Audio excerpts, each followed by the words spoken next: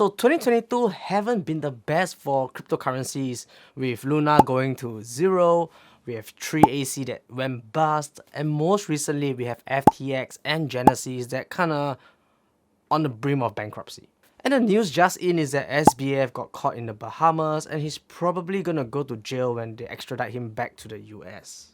And all this happened within the year, in the year 2022, which will probably go down as history as the worst year for cryptocurrencies. Worst one yet. So if you look back year on year, the whole crypto space had a market capitalization of $2.6 trillion, which is kind of like 3x of what we are trading right now at $800 million. And Bitcoin 1 year ago was trading at $49,000, ETH was roughly $4,200 compared to $17,000 and $1,200 respectively. So this might sound all doom and gloom, and those of you who are already in crypto probably will have people telling you things like, told you so. Told ya! But right now, if you're holding on to crypto, do not feel too beaten because there are some lessons here that we all can learn, including me, to help us cope with the paper losses that we're all suffering from. For perspective, my crypto portfolio is down 70% and it's pretty painful right now, but it's now all the would have, could have, and should haves. Shoulda, woulda, coulda, Raj.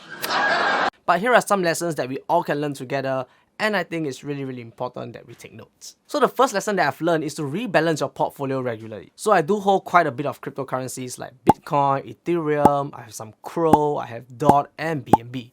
So these are my main holdings and it's not financial advice, so do not follow it. And right now, if you look at your portfolio, you probably got a few different cryptocurrencies here and there, and having different type of cryptocurrencies is great because it spreads the risk of a blockchain failing, getting hacked, or losing credibility. Spread your legs, Danny boy.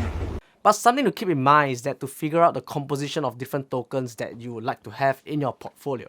So for example, if you're a big believer in Bitcoin and feel that Bitcoin will be the next gold standard, you might want to have more Bitcoin in your holdings because the conviction for it is a lot higher. And alternatively, if you think Ethereum will be the forerunner for smart contracts, then maybe holding more Ethereum will do you some good. So now once you got all the tokens and the cryptocurrencies that you want, it's about working the math on the composition.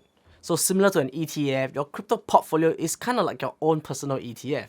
You get to choose the compositions of what you want. So let's say if you have $10,000 in crypto and the composition of the portfolio can be something like 40% Bitcoin, 30% Ethereum, 10% in CRO, 10% in DOT, and 10% in BNB.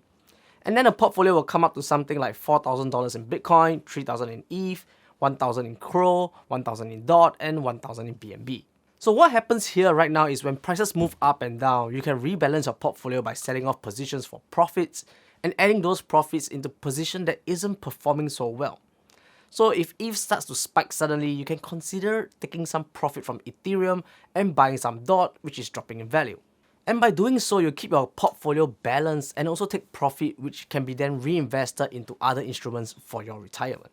But the tricky part here is knowing when to rebalance, and this can be done on a monthly basis or even a quarterly basis depending on how much time you have and how often you want to do the adjustments. The second lesson we can learn here from the crypto fiasco is not your keys, not your coins. So when centralized exchanges starts closing down and going broke, this is when many people couldn't withdraw their money in time and some even have to write out their losses. So the lesson here is to have your own hardware wallet which stores your keys and allows you to control your crypto at any point in time.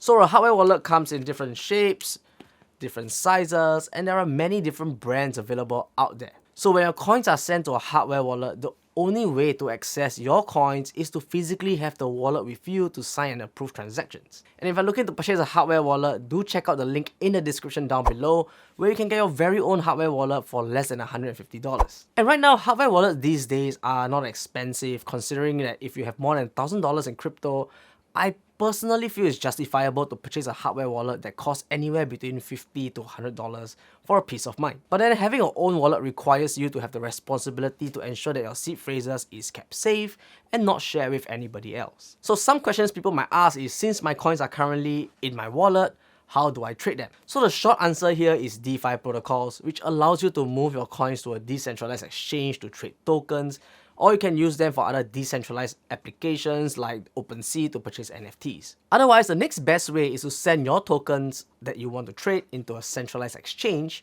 Which then brings us to the last lesson that we can learn from this crypto fiasco, which is not to put all your money onto one single exchange. So ideally, you want to spread your money onto different crypto exchanges, and there are quite a few reputable centralized exchanges that is available for us to use, which holds different types of tokens for you to trade.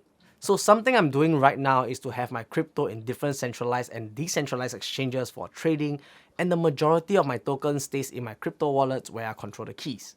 So this gives me a peace of mind knowing that I control my own tokens at any point in time. So for sure, this will bring a few challenges like having multiple exchanges to log into, multiple passwords to remember, and all that good stuff. But this reduces your risk quite a bit, which I think is a pretty happy problem to have. So this bear market right now might be a long one because it has almost been a year.